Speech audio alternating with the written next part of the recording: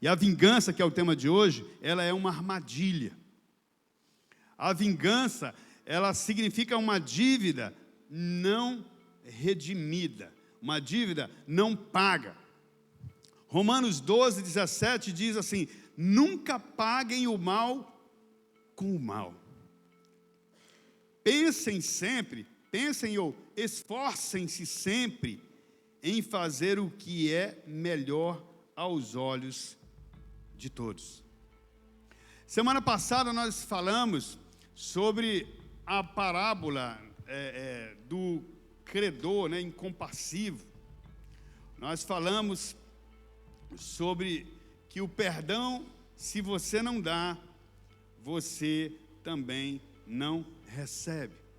É uma condicional, é uma lei. Você não pode se beneficiar de um bem e não utilizar esse bem em favor de outro.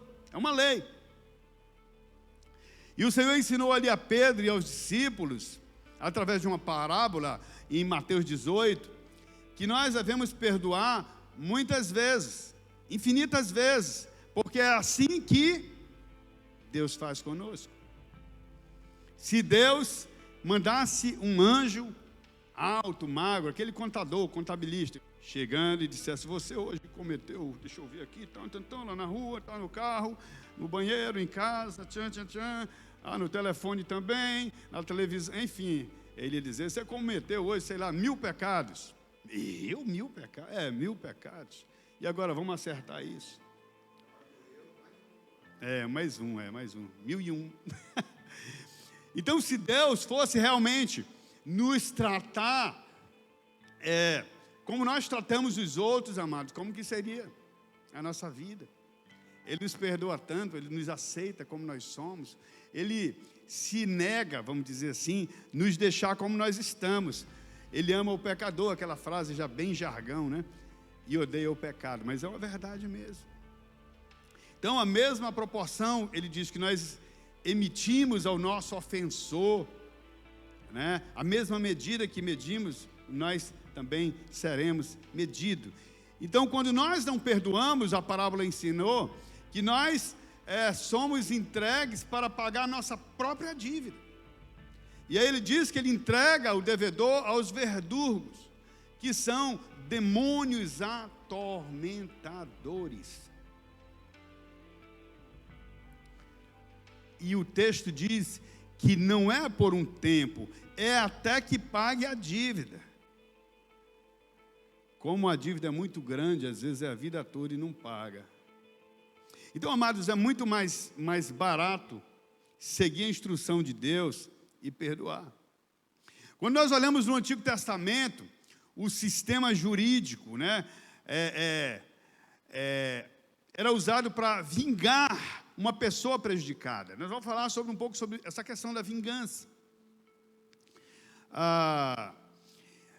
Então, as pessoas acusavam uma outra de alguma ofensa e alguém teria que pagar por aquele erro. E o juiz fazia o quê? O juiz decidia quem era o culpado. Deuteronômio 25:1 diz assim: quando duas pessoas brigarem e o caso chegar a um tribunal, os juízes declararão que uma pessoa tem razão e a outra está errada. Só que nem sempre o juiz agia de um modo correto. Então aquela pessoa que porventura foi inocentada, ela de repente não era justo que ela fosse inocentada. O juiz era injusto. E aí alguns se levantavam e procuravam fazer a própria vingança. Alguns procuravam por não aceitar aquela sentença e procuravam prejudicar aquela pessoa de modo que ela pagasse. Naquele tempo, vocês lembram que era o quê? Olho por olho, dente por dente. Chutou no meu cachorro, vou chutar o seu também. Era assim,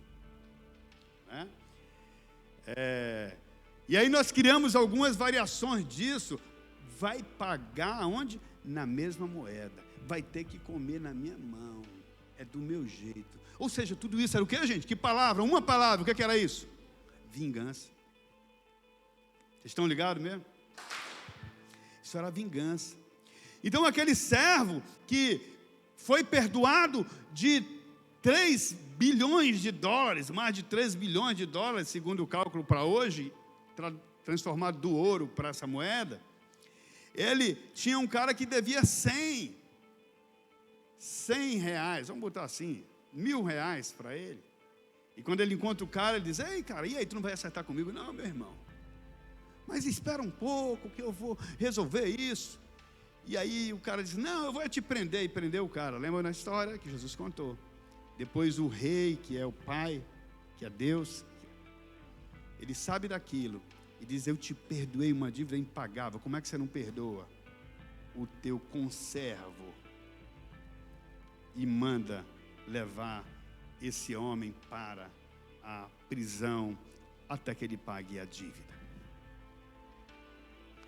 Amados, então, como eu disse, no Antigo Testamento o negócio era pagar na mesma moeda, mas Jesus, quando chega, ele traz um novo ensino.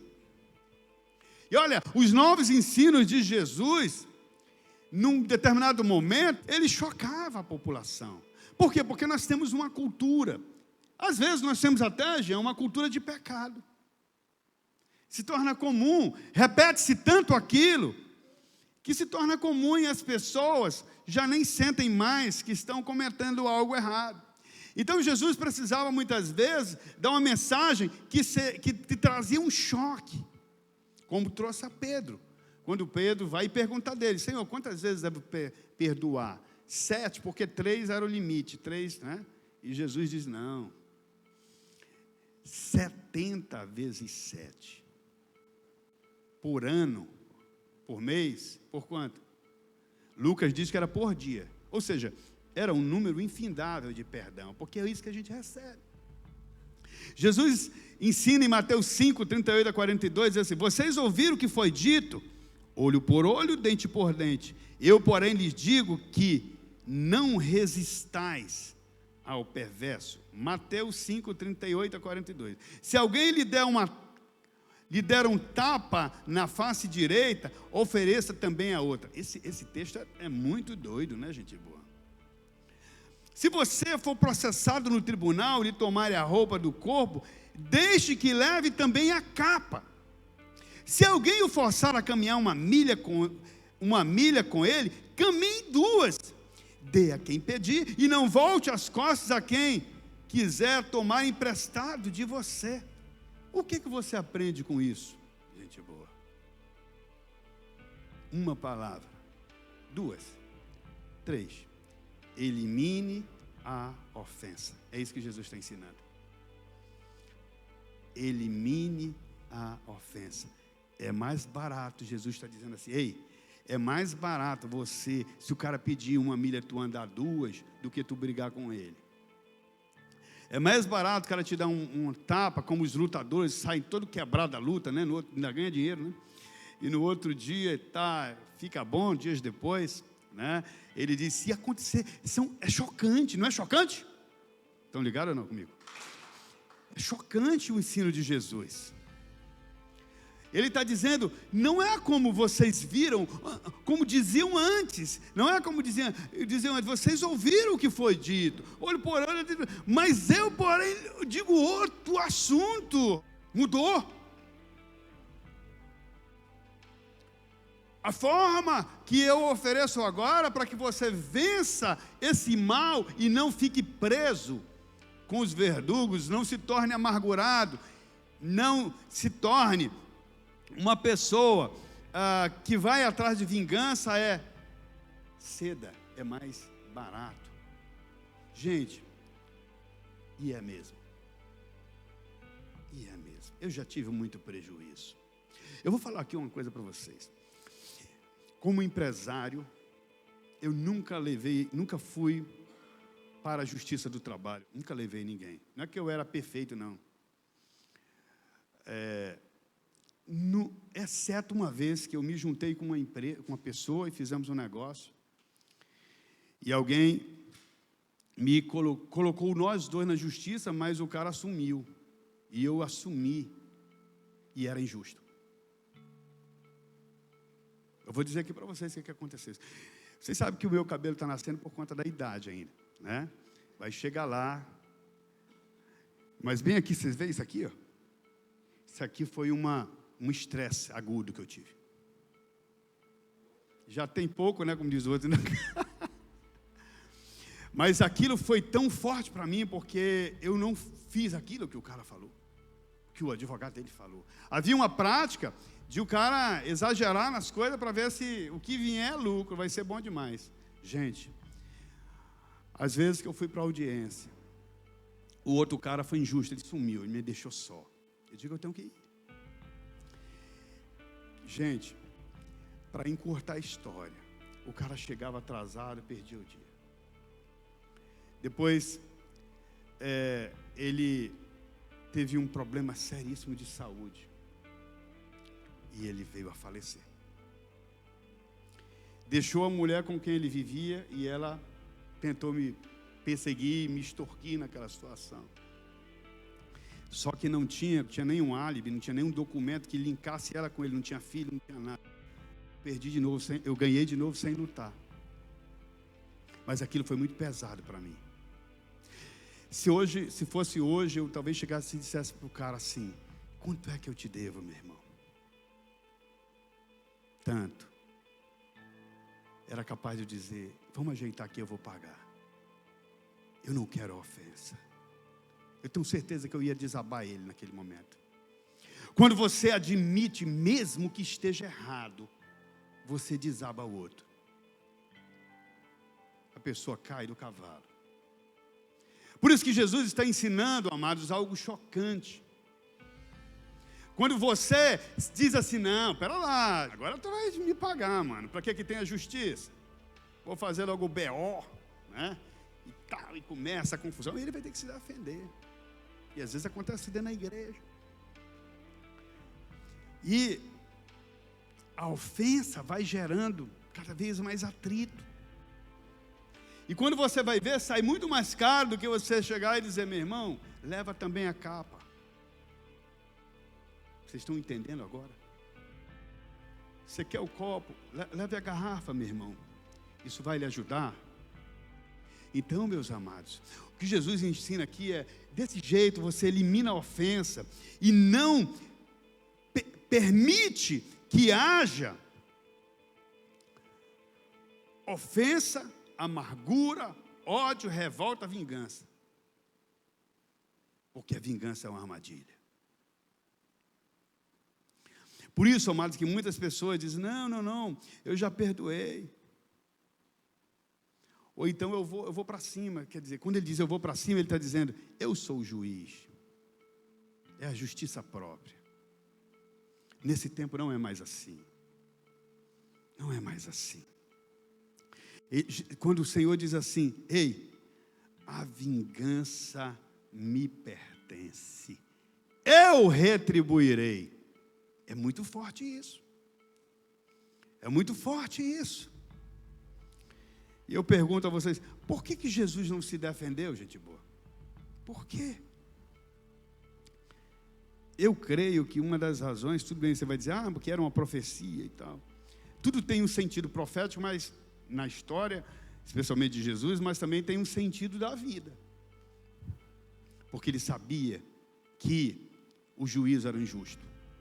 Os juízes eram injustos. Ele sabia que ali havia muita inveja dos sumos sacerdotes, dos sacerdotes, e eles queriam matá-lo, ele ia morrer de qualquer jeito. Valia a pena se defender? O que ele disse? Levem tudo. Ele foi o exemplo vivo do que ele ensinou. Então, ele entregou o quê? O que Pedro fala? 1 Pedro 2, 22 e 23. 1 Pedro 2, 22 e 23 assim: ele nunca pecou nem enganou ninguém, não revidou quando foi insultado, nem ameaçou se vingar quando sofreu, mas deixou o seu caso nas mãos de Deus, que sempre julga com justiça. Princípio aplicado na própria vida dele. Esperou o juiz que julga retamente. Queridos, não é certo que nós, como filhos de Deus, optemos pela vingança, por mais difícil que seja.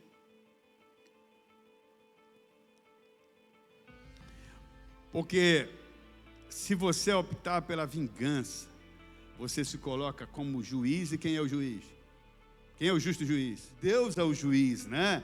Então, negar o perdão, quando eu recebo o perdão do Senhor por busca de uma justiça própria, não vai acabar bem. Pode crer. Provérbios 25, 21 e 22 diz assim: se seus inimigos tiverem fome, o que faz? Como? Dê-lhes de comer. Se tiver sede dele de beber, você amontoará brasas vivas sobre a cabeça deles, e o Senhor o recompensará.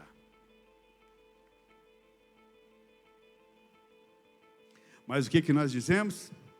Eu não quero esse modelo, eu quero a vingança.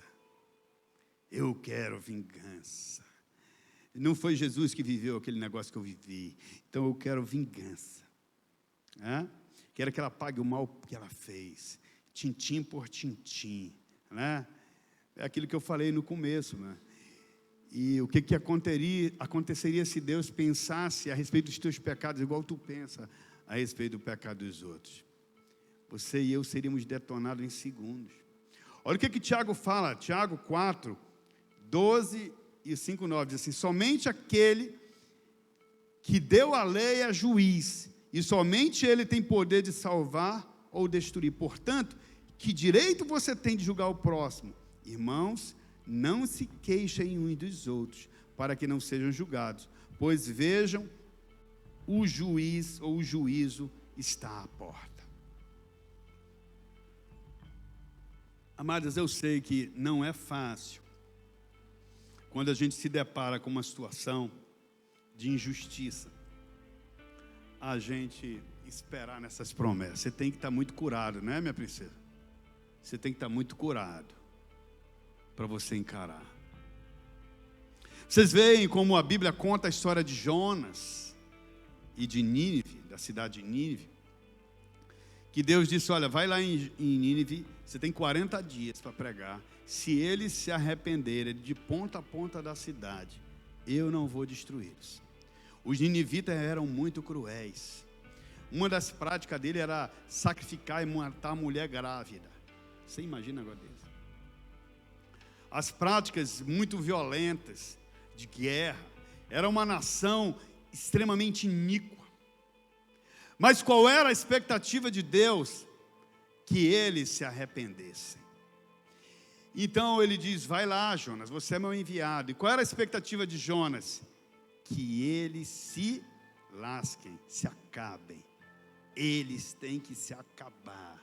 E aí Deus disse para ele: vai para esse lugar, vai para Jope, né? Ele foi vai para Nínive, ele foi para Jope, não é isso? Ele correu para o lado oposto ao que Deus tinha dito, porque ele queria fazer a própria justiça. Esse povo não merece o perdão. E a Bíblia diz que aquela mensagem que foi anunciada em Nínive, toda a nação se arrependeu diante de Deus. Até os animais colocaram cinzas. O rei rasgou as suas roupas. Houve um arrependimento coletivo. E aquela nação foi salva. Mas o desejo de Jonas era o quê? Justiça própria, ou seja, vingança. Amados, eu quero que você preste atenção no que eu vou te dizer agora. Nós temos visto nas nossas igrejas, muitos de nós, muitos cristãos, que estamos enfermos moralmente. Nós nos apresentamos num certo nível de santidade. Apresentamos, não estou dizendo que o cara está em santidade. Nós muitas vezes nos apresentamos num certo nível de santidade, mas na verdade nós estamos falidos moralmente. Nós não temos uma vida exemplar daquilo que nós pregamos. E muitos desses são pessoas completamente amarguradas, cheias de pecados, feridas, né? E essas feridas dentro das igrejas vão gerando raízes de amargura, perseguição de pessoas, de irmãos, de líderes. Sentimentos que podem se desenvolver, como eu disse, aquela pequena raiz vai se aprofundando, vai crescendo, e daqui a pouco começa brigas, discussões, vingança, abala a igreja, uma aparência de santidade, mas feridos. Por quê? Não resolvem as pequenas ofensas. As pequenas ofensas se tornarão grandes ofensas. Eu até fico rindo, nada de política, mas como é que você treina um grande ladrão, amados? Eu sei que não tem nenhum aqui, louvado seja Deus por isso. Mas se treina um grande ladrão com pequenos roubos, né? Rouba ali um celular para comprar uma comida. A Bíblia não ensina assim. A minha maneira de ensinar é: trabalha para comer. Quem não trabalha não come. Não é vai roubar, não. Entendeu? O princípio de Deus é o que tem que existir. Não é o princípio da novela. Não é o princípio do político. Não é o princípio de um pastor iníquo que aparenta santidade, mas está moralmente falido. Não é. Fique ligado, estão ligados nisso.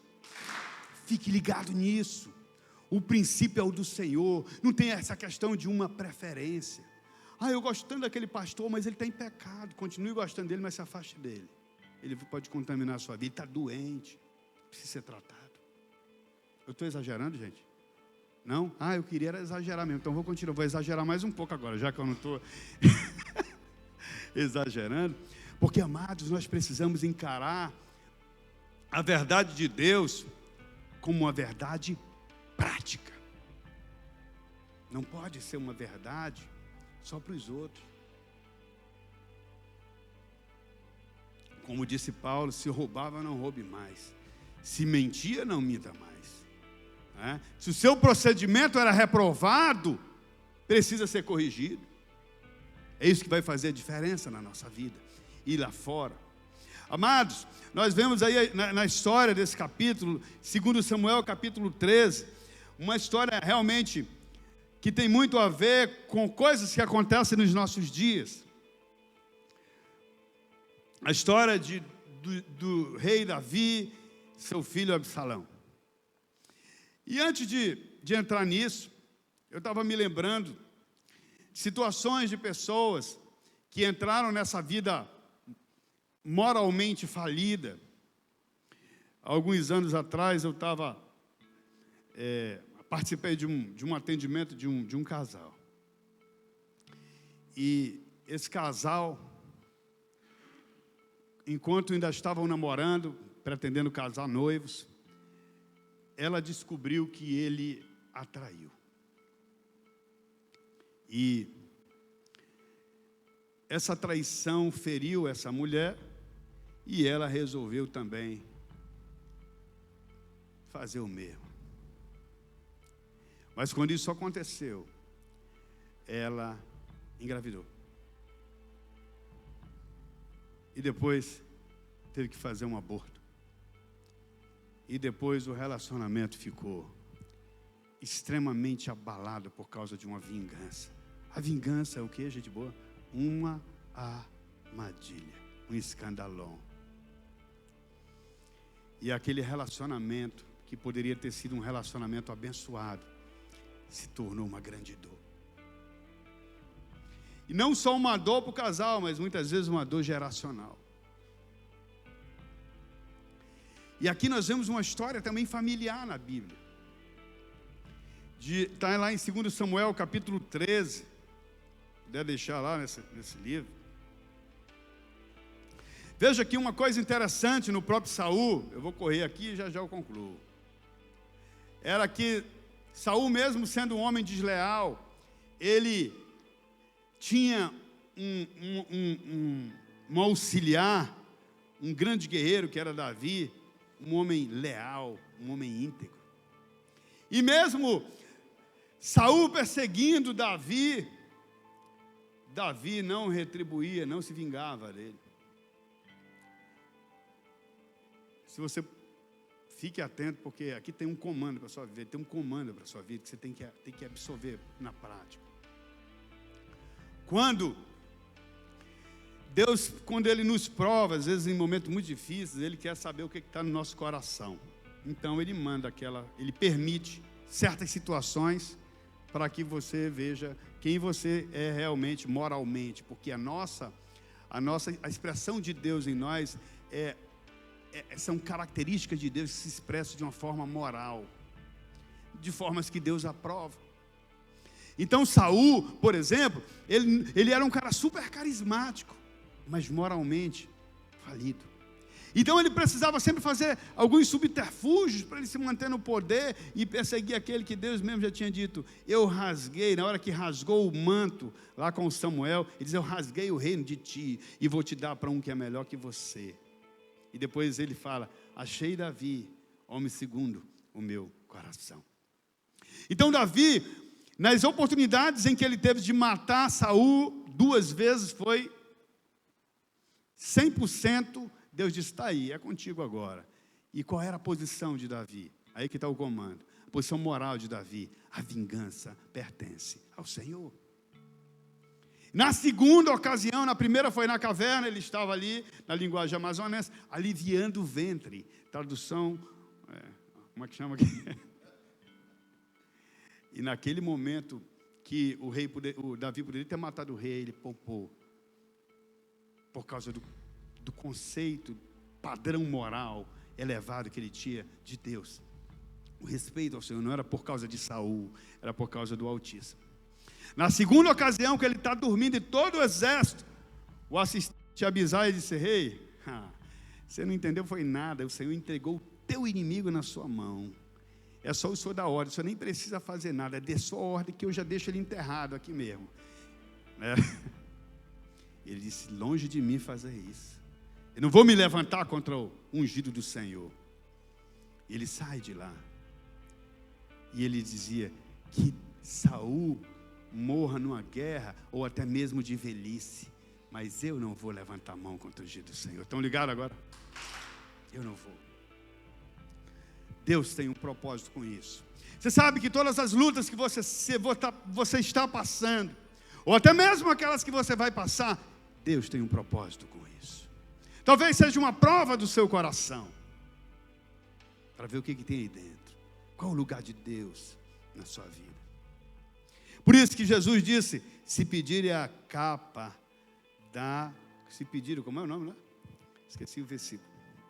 Eu vou ler aqui só para a gente não perder o... Se alguém lhe der um tapa na face direita, ofereça também a esquerda. Se você for processado no tribunal e lhe tomarem a roupa do corpo, deixe que leve também a capa. Então, a roupa do corpo, que a linguagem mudou aqui, né? Dê também a capa. Entregue, que o Senhor vai te recompensar. O livro Provérbio, ainda há pouco, né? Provérbio 25. Então, amado, naquele momento, quem foi estabelecido como juiz na vida de Davi? Samuel. Naquele momento, quem foi estabelecido como juiz na vida de Davi? Pai dele? Deus. Deus foi o juiz na vida dele. Então, Saul morre, né, na guerra, como vocês sabem. E quando Saul morreu, Davi fez o quê? Uau! Maravilha, finalmente morreu. Foi isso que ele fez? Ele chorou. Ele fez até um cântico. Ele lamentou a morte do seu pai. Ele tinha Davi como um pai. Por isso, amado, cuidado quando você se voltar com seu pai, mesmo o pai que não presta, como era o caso de Saul, mesmo o pai que não te trata bem, que não te honra, como era o caso de Saul. Então Davi se torna rei, e ali a nação prospera nas mãos de Davi, militarmente, financeiramente, no território. Foi o tempo em que Israel ocupou maior parte do território da promessa de Deus, né? E Davi arrumou muitas mulheres, dizem que ele teve mais de 20 filhos, nem todos estão na Bíblia. E o primogênito dele era Amnon, filho de Ainoã, e o terceiro, Absalão, filho de Maaca, e tinha também uma irmã chamada Tamar, né? E uma coisa incrível que aconteceu foi que Amnon, filho por parte de pai, né? E aliás, irmã por parte de pai, eram mães diferentes. Ele se apaixona por Tamar e ele fica doente, imagina, gente. O menino ficou doente, apaixonou pela própria irmã. E aí um abençoado, que era sobrinho de Davi, Jonadab, deu um conselho para ele, disse, cara, te fiz de doente. E aí quando ela vier, pede para ela vir, chama o rei, e deu toda a dica para ele, disse, pô, boa ideia, cara, gostei. E aí, cara, isso aqui começa uma confusão na família de Davi.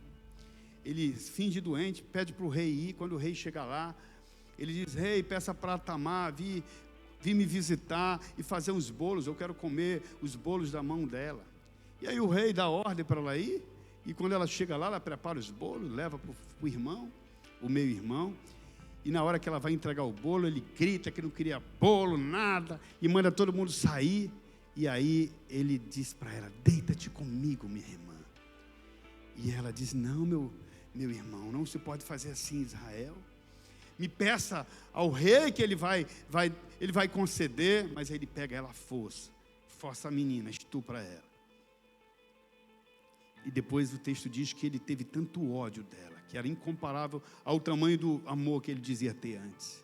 E aquela menina agora virgem. As meninas na época virgem, hoje não se valoriza tanto a virgindade, mas naquele tempo valorizava muito. As filhas do rei usavam uma roupa diferente, colorida, para dizer que ela era uma filha de rei, e ela era uma mulher honrada, ela era virgem. Na hora que ele estupra a menina, ele manda ela sair para fora do quarto e da casa.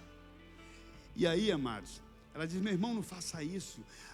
Isso que você vai fazer agora é muito pior do que você fez antes. E mesmo assim ele manda a menina para fora.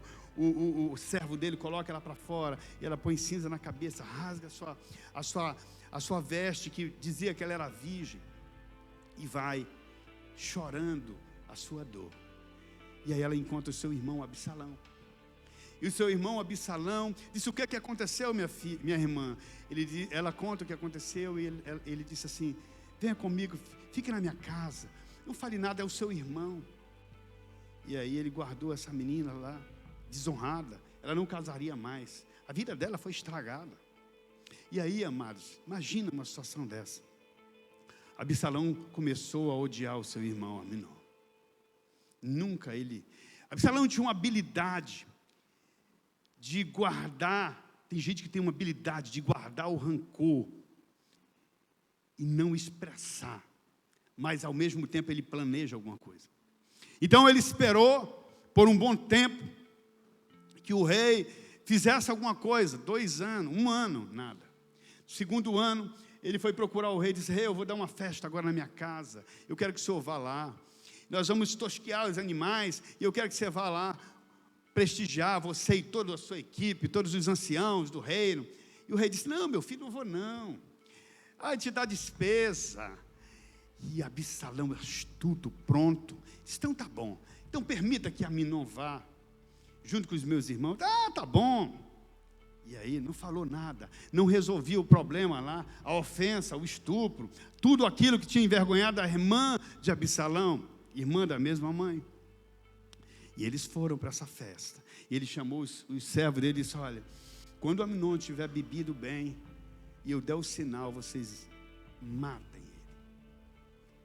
E aquele planejamento que ele tinha feito se torna, aquela raiva se tornou um ódio. E agora, ele diz, eu vou fazer a vingança com as minhas próprias mãos. E ali ele mata o irmão. Foi um alvoroço só, depois vocês podem ler lá em 2 Samuel, capítulo 13. E naquele momento, Absalão foge para uma outra cidade chamada Jesus, e fica lá por alguns anos, cerca de 3 anos, e depois ele volta, esperando, a expectativa dele era que o pai se manifestasse, o convidasse para falar, e o pai não falava nada. Agora o ódio não era mais para... A vingança já tinha acontecido, agora o ódio era pelo pai. E aí, amados, ele faz um outro plano. O outro plano é tomar o reino do próprio pai. E para isso ele teria que matar o pai. Amados, olha para onde vai uma ofensa não resolvida.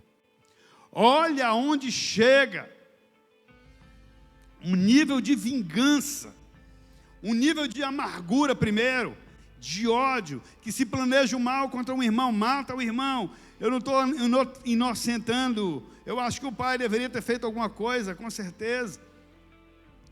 Mas aquela vingança não cumprida passa a ser agora cumprida pelas próprias mãos. E no final, vocês sabem, Absalão é capturado e morto. E o rei chora a morte do seu filho. Por quê, amados? Porque pequenas ofensas são guardadas, mantendo as aparências. Muitos casais mantêm as aparências. Na igreja, tudo bem. Eu digo, poxa, aquele casal é lindo, né? Mas só ele sabe como é. Nós vamos fazer 30 anos de casado, quase a minha idade toda, né, domingo? Né? E eu posso dizer para vocês, pela honra e glória do Senhor, esse é o melhor momento que nós vivemos. Eu quero que cada ano que passa fique melhor ainda. Porque nós temos aprendido a aplicar os princípios do Senhor na nossa vida. O problema, amado, não é se vai ter escândalo, porque escândalo vai ter, pode crer. É impossível que não haja escândalo, Jesus disse. O problema é o que você faz quando vem o escândalo. Então, amados, como eu disse, o rei foge de Absalão. E depois o exército do rei pega ali um conflito e Absalão é morto, né?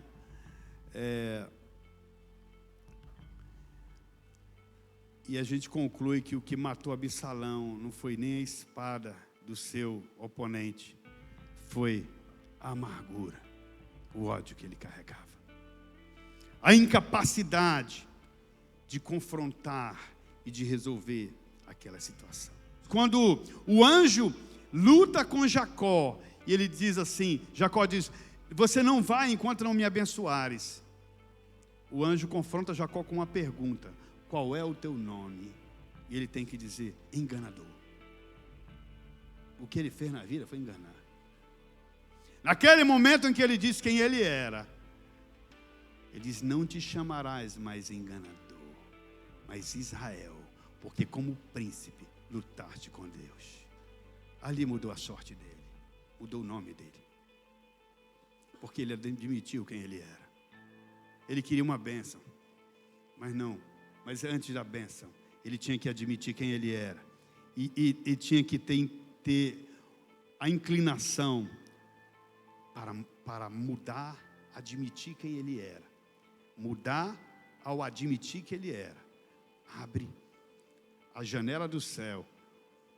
É como se fosse um gatilho de bênção de Deus que é entregue, porque você se humilhou, você reconheceu quem você era.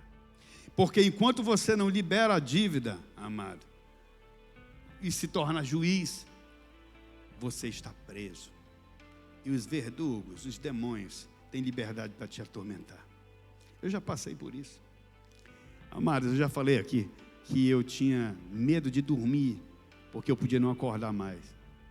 Muita raiva, muita coisa errada, muita dor no meu interior.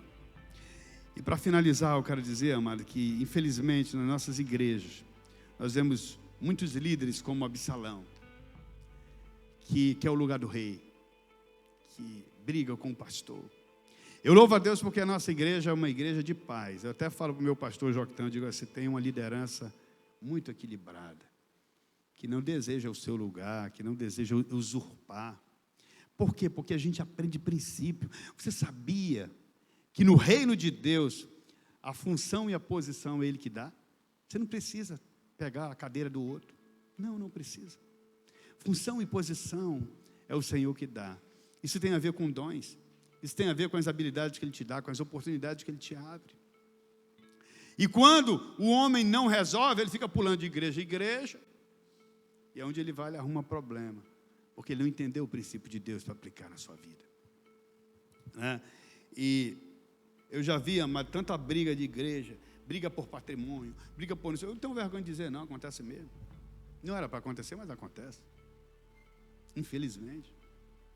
Não são muitos também, não são muitos, são poucas situações como essa. Eu vejo muito mais igrejas boas, pastores que sabem se colocar diante de um pastor superior. Mas muitas dessas vezes, quando isso acontece, sabe por quê? porque não resolve as ofensas.